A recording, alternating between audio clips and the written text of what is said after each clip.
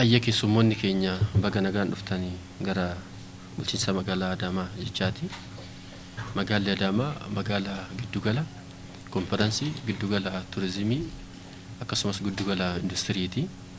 Isa kanaaf immoo hojiiwwan gurguddaa akka magaalichaatti waliigalatti xiyyeeffannaan guddaan itti kennamee hojjetame keessattuu utubaalee diinagdee afran keessa turizimiin isa ijoodha. Kanaaf immoo turizimiin taateewwan adda addaatiin hoogganamuu qaba. Isa kanaaf akka magaalaa keenyatti karooraa qindaa'aa ta'e turizimii kana sochoosuu danda'u waliigalatti koreeleen adda addaa sadarkaadhaan dhaabbatanii bara kana keessatti karoora addaatiin magaalaa keenya keessatti sochoosuudhaaf hojii guddaadha qaamatti qabamee jiru. Isa kanaaf immoo magaalaa sochoosuudhaaf taateewwan sadarkaadhaan taatee torbanii, taatee torban lama, taatee ji'a, taatee ji'a sadii, taatee ji'a jaha, taatee waggaa tokko jennee waliigalatti qindeessine hojiiwwan turizimii magaalli kun ittiin argachuu danda'u, hawwatummaa isaa ittiin beeksisuu danda'u waliigalatti qindeessine kan hojiitti galleedha. Kanneen keessaa taateewwan shanan tokko waliigalatti akka magaalatti waliigalatti kan qabannee jirru. Isaan keessaa inni jalqabaa taatee ispoortiidha. Taatee ispoortii irratti fiigicha irraa kaanee, deemsa miila irraa kaanee akkasumas immoo dorgommiiwwan garaagaraa achi keessatti hammachuu danda'an gama ispoortiitiin hojii guddaadha kan qabannee jirru. Inni lammaffaan taateewwan gama motoraatiin dorgommii motora gidduu gaggeeffamu keessatti yoo xiqqaate sadarkaa biyyoolessaa, sadarkaa naannoos akkasumas immoo magaalaa kanaa fi naannawa hirmaachise kana giddu galeessa goonee taateessa lammaffaa karoora keenya keessatti kan qabanneedha. Inni sadaffaa irratti taateewwan bashannana adda addaa keessattuu dhimmoota muuziqaa wajjin wal qabatan giddu galeessa goonee isa kanaafis konsartiiwwan gurguddaa sadarkaa magaalaa fi akkasuma akka biyyaatti akka naannootti beeksisuu danda'an isaan kunniinis karoora keenya keessatti kan qabamanidha. Inni ittaanu taateewwan bashannanaa wal dorgommiiwwan adda addaa miidhagina giddu galeessa godhamee waliigalatti kan qabamedha jechuudha. Kanaaf taateewwan shanan kana giddu galeessa gooneet isaan keessaa karoora kana waliigalatti eega qopheessine ammatti taatee fiigichaa akka magaalaa Adaamaatti amajjii 23 jechuudha. Guyyaa amajjii 23 guyyaa sanbata xiqqaa fiigichi guddaan keessattuu halkan gaggeeffamu sa'aatii 12 irraa eegalee gaggeeffamu. Inni kun akka magaalatti qophaa'eera.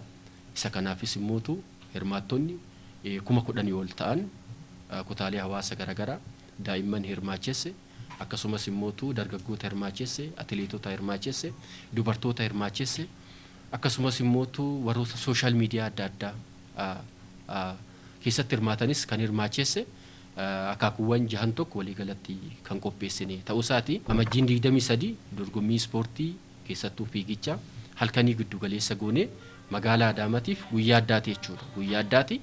Kanaaf immoo barbaachisummaan isaas maalinni kan jedhu kana dhimmoota muraasa kaasuun barbaada. Magaalli keenya akkuma beekamtu magaalaa turizimiidha, magaalaa konferansiidha, magaalaa industiriidha.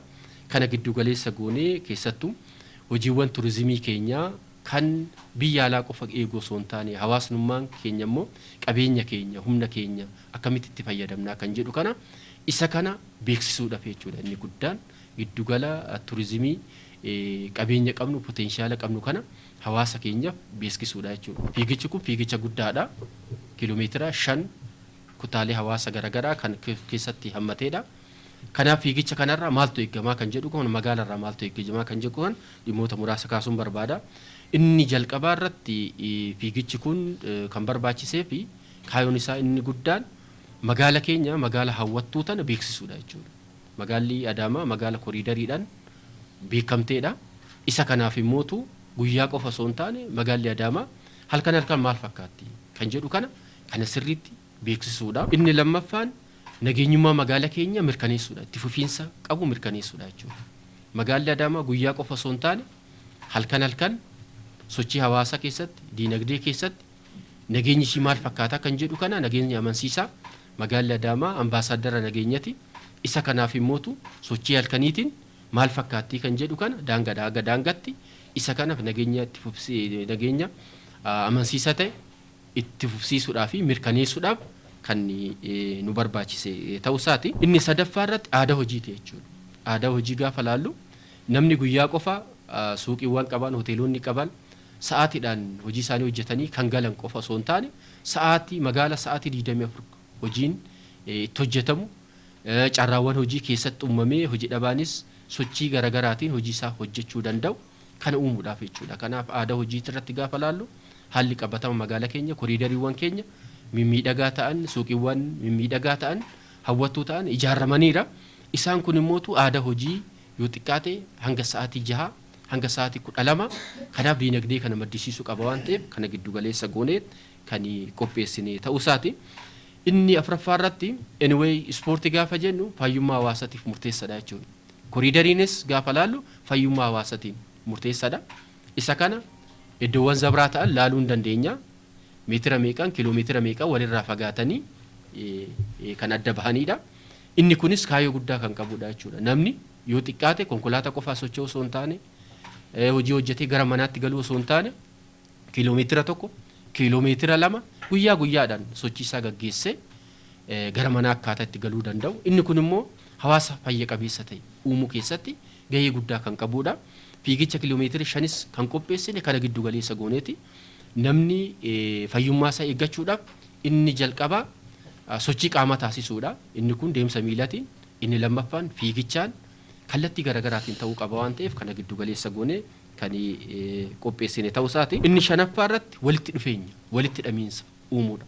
Kana gaafa jennu hawaasa fi magaalaa, uummanni magaalaa mana qofa taa'u osoo hin taane bahee wakooyii gochuu, gahee sochii qaama taasisu, dabalataan immoo ollaawwan keenya magaalaa keessattuu magaala Shaggar, magaala Bishooftuu, magaala Moojoo akkasumas hanga Asallaatii fi godinaas aanalee cinaa kana jiran giddu galeessa goonee walitti hidhamiinsa gama sochii ispoortiitiin turizimiitiin jiru cimsuudha. Kana qofa osoo hin taane kan biyya keessa qofa osoo hin taane biyya alaas giddu galeessa goonee kan cimsinu ta'uu isaati waan ta'eef kaayyoolee gurguddaa kana giddu galeessa gooneet guyyaa 23 kan qopheessine ta'uu isaati jechuudha. Kanaaf magaalli isa kanaaf qophii guddaa taasiseera.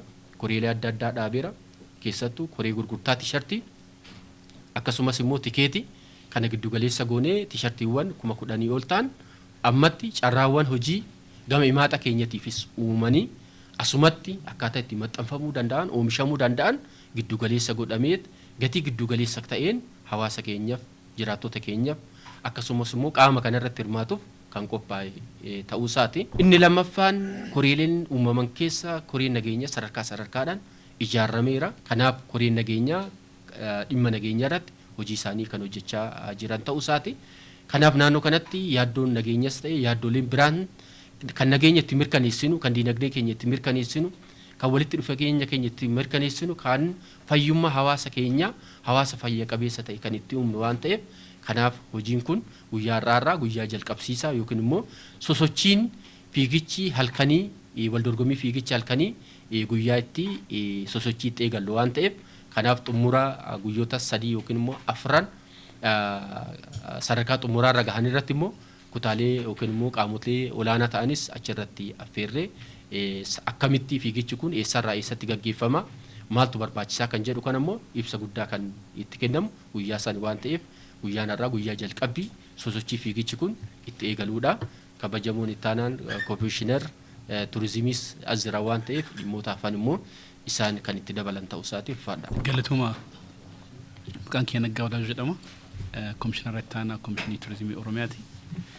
Guyyaa irraa kana kan asitti argamne dhimma qophii taateewwanii magaalota keenya keessatti gaggeeffaman laalchisee ibsoota miidiyootaaf kennuudhaaf naannoon keenya qabeenya turizimiitiin baay'ee badhaatuudha. Magaalonni keenyas baadiyyaan keenyas guutuun isaanii aadaadhaan seenaadhaan akkasumas immoo uumamaan baay'ee kan badhaadhanidha. Haa ta'uti garuu fayyadamummaa gama turizimiitiin jiru duugnee fayyadamuu qabaachuu irratti wanna irratti wal mormii tokko illee hin qabnu. Yaadama mootummaa keenyaatiin turizimiin utubaalee dinagdee 5 keessaa tokko ta'ee akka fudhatame ni beekama. Kun immoo akkasuma tun ta'in potenshaala turizimiin qabu hammam guddaa akka ta'e sirriitti gad fageenyaan hubachuudhaan kan ka'edha. Waggootaan jijjiiramaatiin asitti bakkeewwan hawwata turizimii garaagaraa misoomsuudhaan gara iddoo ga'umsa turistiitti jijjiiruun danda'amee jira. Kun immoo haala waliigalaa kan landskeepii turizimii biyya keenya daran akka ol kaasee fi dorgomummaa keenya karaa ispeeshaalii karaa iddoo ga'umsaatiin dorgommaa keenya baay'ee akka dabalee hin beekama. Sanirratti sun dhaabatiin immoo magaalonni keenya of danda'anii koriidara isaanii misoomsuudhaan keessoo isaanii akka babbareedu wantoota gurguddoo hojjechaa jiranii magaalota akka Bishooftuu, Adaamaa, Jimmaa kaasuu dandeenya, Shaggar kaasuu dandeenya. Magaalonni akka Shaashamannee fa'aa Baatuu hedduun isaanii sochii akkasii keessa akka jiran hin beekamu. Egaa magaalonni kunniin erga of qopheessan akkasitti babbareechan siriitii isaanii daandii isaanii erga bareechanii maal itti godhuu qabu kan jedhu ilaaluu qaban. Hoteelota ni qabna, bakkeewwan hawwataa hedduu qabna, iddoo ga'umsa turistii hedduu qabna. Iddooleen ga'umsa turistii kunniin turistotaan guutamuu qabu. Yaa'insi turistii dabaluu qaba. Turistiin dhufee immoo yaa'insi isaa dabalee qofa dhaabachuu hin ta'in bubbuluu qaba, turistiin turuu qaba, baasii baasuu qaba. Kanaaf tooftaalee turistoota ittiin tursiisnu yookaan immoo galii turizimii irraa argamu guddisuudhaaf tooftaalee fayyadamnu keessaa tokko taateedha. Taateen turizimii gosoota oomishaalee turizimii garaagaraa wajjin wal bira qabdeen gaafa ilaaltan gosa turizimii tokkichaaf nama deemuu fi taatee tokko hirmaachuudhaan namni deemu wal qixa miti baasiin isaan baasan. Turistiin taatee tokko irratti hirmaatu turistii gosa turizimii gara biraa irratti hirmaatu irraa dachaa 5 ol baasii baasuu danda'a. Sababiin isaa madda bohaartiiti, taateeleen madda bohaartiiti, turistoota hedduu tursiisuu danda'anii, bulchuu danda'anii, sosochii adda addaa keessa turistiin akka hirmaatu godhuu danda'an. Kanaaf potenshaala taatee keessa jiru immoo sirriitti hubachuun nu barbaachisa jechaadha. Magaalonni keenya haalli qabatamaa amma jirruun taateewwan gurguddoo torbeedhaanis ta'ee ji'attis yoo ta'e ji'a sadiittis waggaatti al tokko qopheessuu ni danda'an. So iskooppii garaagaraatiin yookaan immoo daangeffama garaagaraatiin qopheessuu ni danda'anii. Kanneen keessaa immoo taateewwan ispoortii namoota hedduu hirmaachisuu danda'an maas ispoort maas tuurizim kan ta'e maas tuuristii kan hirmaachisuu danda'an qopheessuun barbaachisaa akka ta'e akka naannootti nama. Kanneen keessaa magaalota sadarkaa riijiyootti jiranii fi meetiroopoolii ta'an kanneen akka Adaamaa, Bishooftuu, Shaggar yoo fudhanne magaalonni kunniin istiraatiijikalii magaalaa Finfinneetti baay'ee siqanii kan jiranidha. Eerpoortii guddichaaf baay'ee siqanii kan jiranidha. Turistoota salphatti ofitti fiduu danda'anii. Naachuraali immoo bulchiinsi magaalaa Adaamaa kanaan dura irraa kaasee hanga ammaatti akka seentarii walgahiitti kan fudhatamuu danda'udha. Maayis seentariidha. Akkasumas magaalaan Bishooftuu akkasii for excursion yookaan immoo turmaata guyyaa tokkoof warra dhufanis ta'e weekend yookaan immoo guyyaa boqonnaa isaanii warra dabarsuu barbaadaniif illee magaalonni kunniin filatamoodha. Magaalaa Shaggaris yoo fudhattan Finfinneerraa namni gadi bahee oolee deebi'uu danda'a. Kanaaf magaalonni kunniin sona adda addaa ofitti dabaluu qabu. Sonaawwan isaan dabaluu qaban keessaa tokko qophii ispoortii, koonsartiiwwan garaagaraa, waldorgommii faashinii, waldorgommii miidhaginaa ta'uu danda'a. Gosoota adda addaa uumuun barbaachisaadha jechuudha.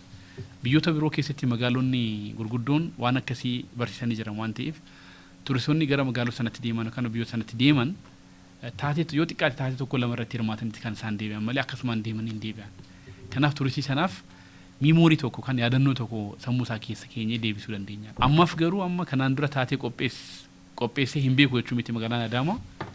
Kanaan duras taateewwan garaagaraa qopheessee beeka. Garuu bifa qindaa'aa, bifa iskooppii guddaa ta'een, xiyyeeffannoo guddaadhaan keessumattuu namoota hedduu hirmaachisuudhaan akkasumas immoo fayyadamummaa dinagdee hawaasaa karaatti mirkaneessuu danda'uun akkasumas immoo piroomisii kennuu qaba turistootaaf illee waggaadhaan yeroo isaa eegee taatee qophaa'uu danda'u kaalandarii keessa kan galuu danda'uu qaban qabaachuun isaanii barbaachisaa akka ta'e nama kanarratti immoo tarsiimoo guddaa tokko sadarkaa naannootti qophaa'ee jira. Qaama isa kanaa kan ta'edha taateen amma kanaan dura isiniif ibsame kun. Kanaaf taatee kana qofa irratti kan daanga'u miti taatee gara biraallee magaalaa kana keessatti baay'isuun ni barbaachisa. Gaafa kana ta'u immoo hirmaattonni jiraatota magaalaa kana qofa ta'uu hin qaban jechuudha. Kanarratti kan hirmaachuu kan danda'an magaalonni ollaa, naannoleen ollaa jiran, magaalaa Finfinnee diyaaspooraan illee fira gaafachuudhaaf kan biyya kana jiran kan firaasii qaban iddoo garaagaraa irraa immoo magaalaa Adaamaa daawwachuudhaaf warri karoora qaban amma irraa kaasan akka isaan qophaa'aniif illee carraa kennaaf jechuudha. Amma yeroo dheeraa qabna. At least guyyaa 15 ol qabna. Guyyaa 15 gidduutti namni qophii taasisuu akka danda'uuf jechuudha. Kanaaf amma irraa kaasee namoonni kan irratti hirmaatan hawwiidhaan akka isaan eegan sirriitti akka of qopheessan waldorgommichi immoo waldorgommii fiigicha waan ta'eef fiigichi kun immoo tireeningii barbaada. kanaaf shaakala illee akka isaan gaggeessan carraa kennuun ni barbaachisaa jechuudha. Kana irratti immoo qaamoleen hawaasaa garaagaraa akka hirmaatan sila ibsamee jira. Kan kunis immoo waan jajjabeeffamuu qabu. Gaafa taateen kun qophaa'u maal expect goona kanarraa kan jedhus kaasuun ni barbaachisa. Wanni kanarraa expect ta'u waa hedduudha. Tokkoffaan magaalaa ittiin beeksisna. Magaalaa Adaamaa jedhamtu magaalaa guyyaa qofa osoo hin ta'in galgalas kan hojjettu, galgalas kan hojjechiistu, galgalas kan daawwatamtu. Galgalallee sosochii dinagdee kan qabdu ta'uu ishee haalli nageenya waaraa akka qabdu turistootaaf mijattu akka taatellee himuu qabna qaamolee birootiif. Kanaaf carraa kanatti fayyadamnee magaalaa kanaas irratti beeksisna jechuudha. Kanaan alatti biizinesoota garaagaraatu jiru magaalaa kana, gosoota daldalaa garaagaraatu jiru. Jarriin kun actively hojii daldalaa keessatti akka isaan bobba'an goona jechuudha.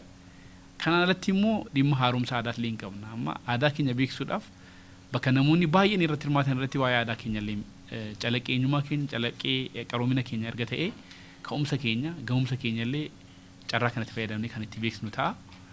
Aartii ittiin beeksisna. Namni illee akka ittiin bu'aaru barbaannaa jira. Maallaqa argachuu qoftu hin ta'e namni bu'aarii gammadee akka galu barbaanna. Jiraataan magaalaas ta'e tuuristiif akka bu'aaru barbaanna. Yeroo tuuristii qofa jennee kaasu miti. Jiraataan magaalaa tun bashannanii tun gammadin tuuristii gammachiisuu waan hin dandeenyeef aadaa akkasiillee babal'isuun ni barbaachisa kan jedhudha. Kanaaf taateewwan akkasii jajjabeessuun, taateewwan akkasii barsiisuun akka lafa qabatu gochuun dhimma barbaachisaadha. Kanarratti immoo qaamoleen garaagaraa ni hirmaatu. Jiraattonni magaalaa ni jiru, bulchiinsi magaalaa, caasaan magaalaa ni jira. Magaalonni ollaallee ni hirmaatu jennee eegna. Qaamoleen miidiyaaleen hawaasaa garaagaraa illee akka hirmaatan ni eegna. Komishiniin Turizimii Oromiyaa dhimma kanarrattis immoo yeroo kennee of kennis magaalaa kana promoot godha. Kanarraa waan gaarii akka ta'u immoo abdii guddaa qabna jechuudha. Galatuma. በቅድሚያ የተከበሩ ከንቲባ የኮሚሽነር እንዲሁም የቱሪዝም የአዳማ ከተማ ቱሪዝም እናመሰግናለን።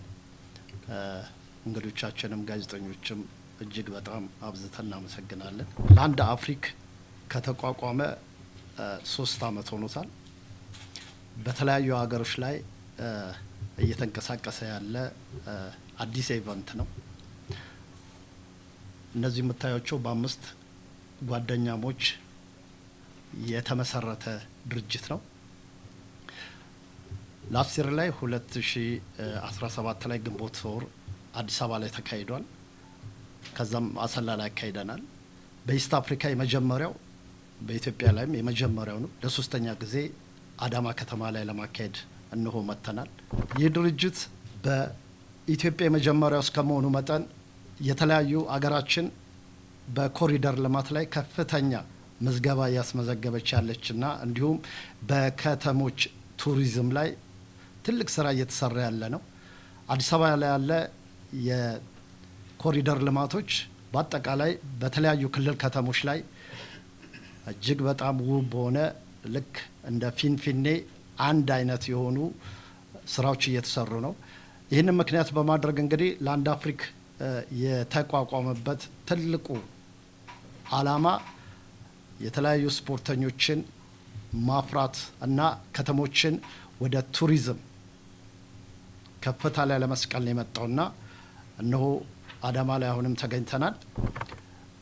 የ5 ኪሎ ሜትር ሩጫ ነው። መነሻውን ከዚህ ከከንቲባ ጽፈት ቤት አድርጎ በሃይሌ ሪዞርት ተመልሶ ይመጣል።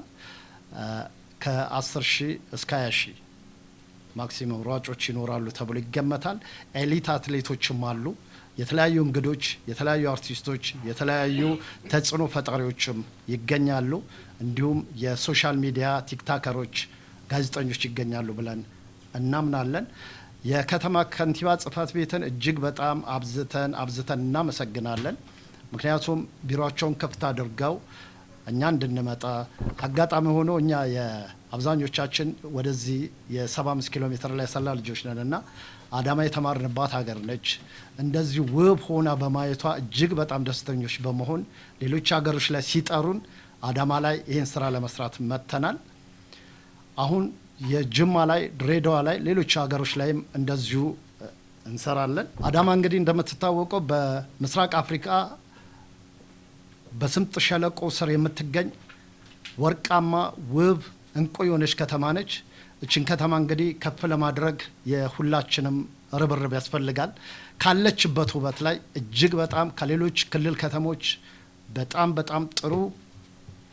በጣም ጥሩ ላይ የምትገኝ ውብ ከተማ ነችና እችን ከተማ አብረን ተባብረን ለጥር 23 ላይ በዓለም ሚዲያ እናስተዋውቃታለን ብለን እናምናለን። አመሰግናለሁ።